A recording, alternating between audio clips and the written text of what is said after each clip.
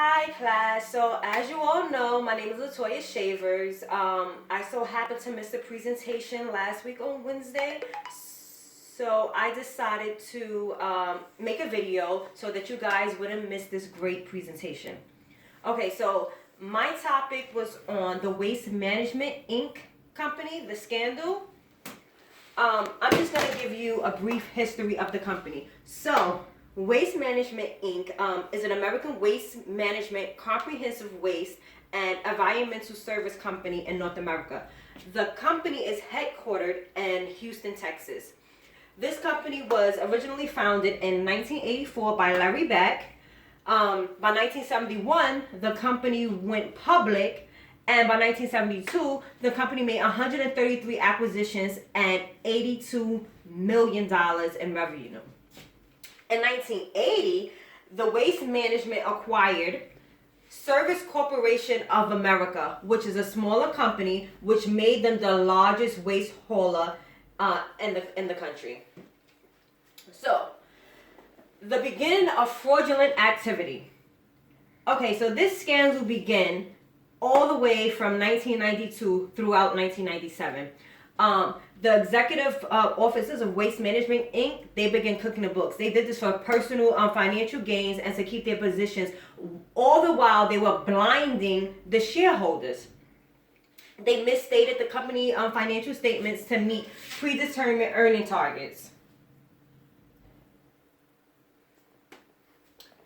Okay, so the top executives involved was Dean Brunchak, who was the founder, the chairman of the board of directors, the chief executive officer, and chief executive officer during most of the fraud time. And then we have Philip Rooney. Philip Rooney was the president and the chief operating officer, the director and CEO for part of the period during the fraud. Then we have James Cohen. James Cohen was the executive vice president, corporate controller, and the chief accounting officer. Herbert Gitz, senior vice president, general counsel, and secretary. And then last, we have Bruce Tebekison. He was the vice president of finance. Okay, so there was a lot of fraud going on.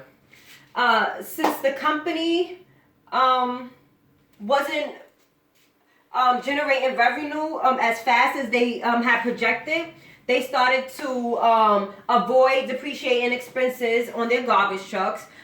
They began assigning approximate salvage values to assets that originally had no value at all. They failed to record expenses for decreased landfills in value. They increased environmental reserves and avoided certain operating expenses. They failed to write off discarded and unsuccessful landfill projects, and they also improperly capitalized a variety of operating expenses. And then just to continue on, they used netting to eliminate approximately $490 million in current period operating expenses and accumulated prior period accounting misstatements by offsetting them against the unrelated one-time gains and sales on the exchange of assets. They are charged or were charged with using geography entries to move tens of millions of dollars between various line items on the company income statement to keywords, I believe it is. Yes, to make financial statements look the way they wanted them to.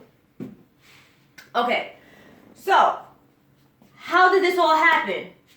We get audited, all the time. So how did the auditors miss this? Well, the answer is simple. The auditors was in cahoots with them. This one auditor, Anderson, last name, he helped commit the fraud by taking money from them. He accepted extra money from them. So what Anderson did is he annually presented company management with what is called a proposed adjusted journal entries, PAJEs, to correct errors, understated expenses, and overstated earnings in the company's financial statement. So what this was, This was basically, what he basically did is he signed, or he made a 4-page agreement known as the Summary Action Steps, identify improper accounting practices that went to the core of the company's operation and prescribed 32 must-do steps for the company to follow to change those practices. And guess what? The defendants did not even follow that. And the reason they didn't follow that was because had they followed that, then it would have prevented the company from meeting earning targets and enriching themselves, because they use a lot of this profit to live a very lavish lifestyle. Okay, so when was the scheme finally revealed? The scheme was finally revealed in July. Yes, in July 1997. A new CEO ordered a review of the company's accounting practices, which led to the restatement of the company's financial statements for 1992 to the third quarter of 1997. When the company filed this restated financial statements in February 1998, the company acknowledged that it had misstated its pre-tax earnings by approximately $1.7 billion. Now, at that time, that was the largest restatement in the corporate history. So obviously, some type of fraud had to be going on. Okay. So, the consequences of the scheme. Shareholders lost over $6 billion in market value of their investments. Stock prices dropped dramatically by over 33%. If I could just remember the prices correctly, when it dropped to 33%, I think it went from 50 something to at least like 36 and change. And then the next month, it went down another 12%. I think it went down to 22 and change.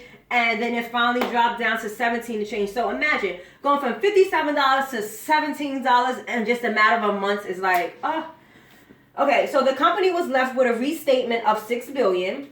Executives that were involved, they settled in a shareholder class action suit for $457 million and no jail time. Anderson, who was the auditor during the fraud, was charged $7 million in connection with the Waste Management Inc. And at that time, that also was the largest fee ever charged in connection with, any type of fraud by an auditor.